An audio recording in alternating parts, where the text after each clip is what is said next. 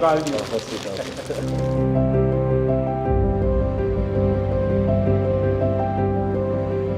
हिंदुस्तान के गांव का एक लड़का जब दुनिया में नाम रोशन करता है तो अच्छा लगता है।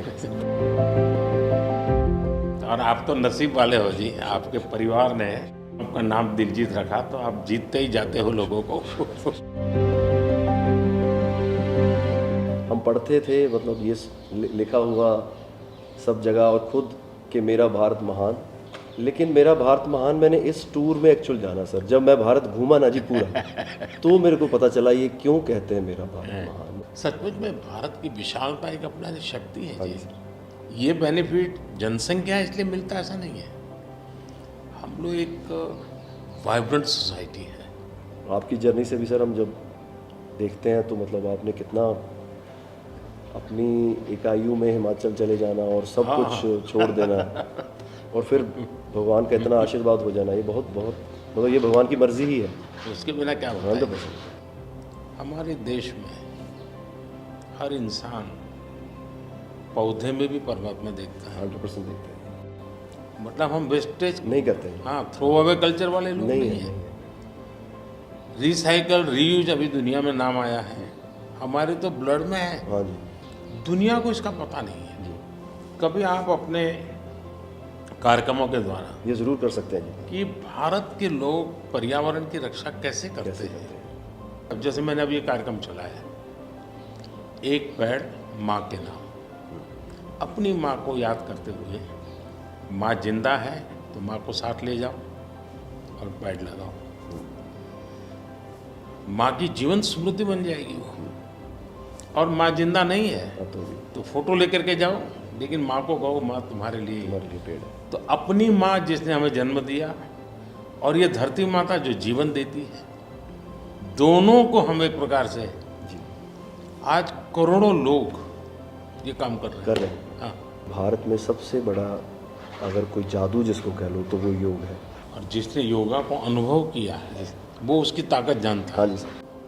आपको ये बाहर जाते हैं तो अनुभव क्या आता है, संगीत के इतने बड़े समारोह में जाते हैं तो बाकी लोगों की भाषा, उनकी स्टाइल, नए इमोशंस होते हैं। जी जी सर, मेरे को लगता है सर जैसा उन्होंने बना दिया एक कोचेला को, एक फेस्टिवल या और भी फेस्टिवल्स बड़े होते हैं, हम तो बहुत ज़्यादा बड़े कर सकते हैं यहाँ पे सर। और लोग दुनिया भर से ट्रैवल करते हैं ऐसे फेस्टिवल्स के लिए। तो हमारा तो इतना रिच कल्चर है, अगर हम ढाबे में बैठ के भी खाना खा रहे हैं और कोई राजस्थान में गा रहा है तो इतना सुरीला गा रहा है कि बंदा बोलता है कि मैं गाना छोड़ दूं यार, ये इतना अच्छा गाना गा रहा है। और मैं प्रोफेशनली गाता हूँ, ये बंदा प्रोफेशनली गा भी नहीं रहा और मेरे से अच्छा गा रहा है। इतनी ज़्यादा उनके अंदर कला है।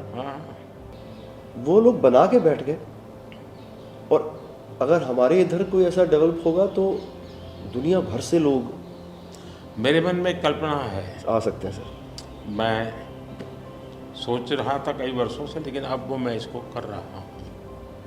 वेव्स, मेरा मत ये है कि इतना बड़ा देश और दुनिया की सबसे ज़्यादा फिल्में यहाँ बनती हैं। हाँ जी सर। दुनिया में सबसे बड़ी क्रिएटिव इंडस्ट्री यहाँ हो, यहाँ है जी, बिल्कुल। तो मैं यहाँ वेव्स एक बहुत बड़ा मूवमेंट खड़ा कर रहा हूँ और दुनिया की क्रिएटिव वर्ल्ड को मैं इकट्ठा करने वाला हूँ अप्रैल में जी। अब दुनिया का क्रिएटिव वर्ल्ड का सेंटर हिंदुस्तान। हिंदुस्तान मैं एक बार जर्मनी की चांसलर मर्कल जी। तो हम मिले, तो उसने मुझे संगीत का विषय निकाला। तो मैंने उसको कहा कि मेरे देश में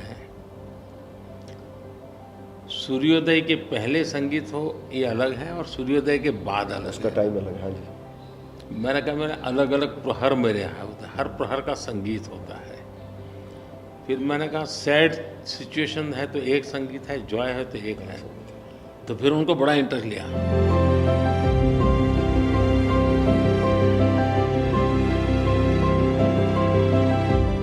मैं सचमुच में साहबजादों का जो बलिदान है, जी सर।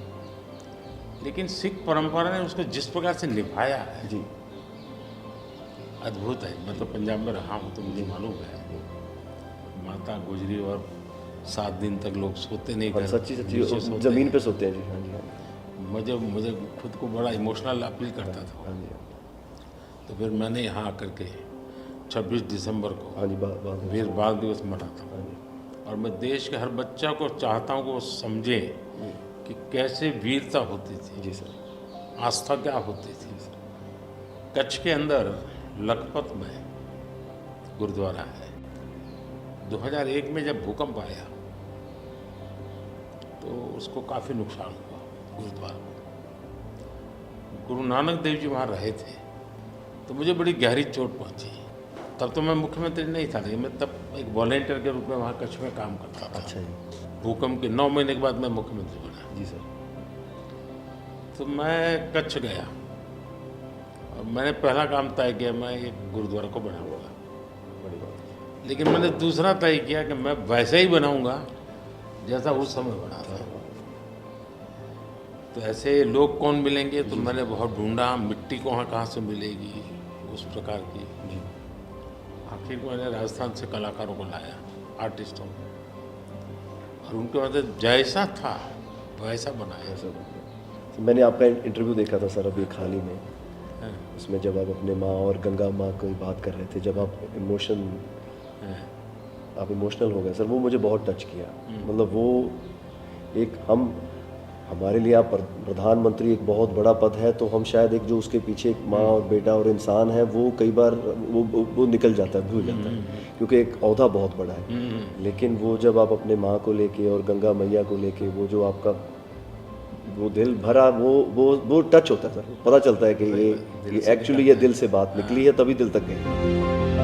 सर ये हमने इंडिया की तरफ से ये पहला सबसे बिगेस्ट टूर हुआ है कि हमने जितने देशों में शोज़ किए, पहली बार स्टेडियम शोज़ किए सर हमने। ये इस साल जैसे टूर कल्चर हमारे कम था हमारे। अहमदाबाद में कहाँ किया आपने? गिफ्ट सिटी में? हाँ जी, हाँ जी, अच्छा। हाँ जी, हाँ जी सर।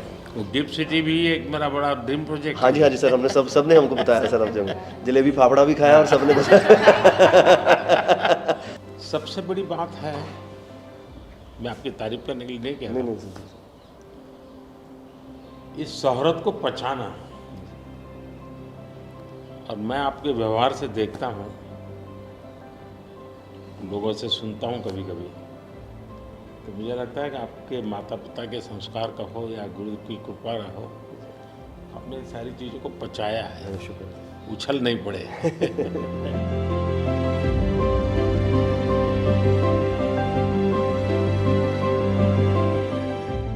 ਉਹ ਕਹਿੰਦੇ ਕਿੱਥੇ ਹੈ ਤੇਰਾ ਰੱਬ ਦਿਸਦਾ ਹੀ ਨਹੀਂ, ਮੈਂ ਕਿਹਾ ਅੱਖਾਂ ਬੰਦ ਕਰ ਧਿਆਨ ਧਰ ਮਹਿਸੂਸ ਕਰ, ਇਹ ਮਸਲਾ ਬਾਹਰ ਦੀ ਅੱਖ ਦਾ ਨਹੀਂ ਅੰਦਰ ਦਾ ਹੈ, ਮੈਂ ਕਿਹਾ ਅੱਖਾਂ ਬੰਦ ਕਰ ਧਿਆਨ ਧਰ ਮਹਿਸੂਸ ਕਰ, गुरु नानक ता अंग संग है, तू ही बस गैर हाजिर है, गुरु नानक गुरु नानक गुरु नानक।